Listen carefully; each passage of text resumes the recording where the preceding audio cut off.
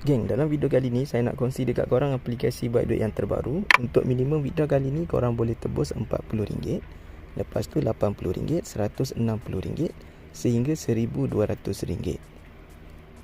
Dan satu lagi, korang boleh claim menggunakan coin. Kalau coin korang kena ada RM2 untuk minimum withdraw, dan maksimum dia tak ada guys. Maksudnya kalau korang nak claim RM2 boleh, RM3 boleh, RM5 boleh, RM10 boleh. So siapa yang nak try guna aplikasi ni, korang boleh klik sekarang. Dekat atas tajuk video short yang korang tonton ni guys, dia ada satu lagi tajuk video. Korang klik dekat bahagian situ, nanti dia akan bawa masuk dekat dalam video tutorial.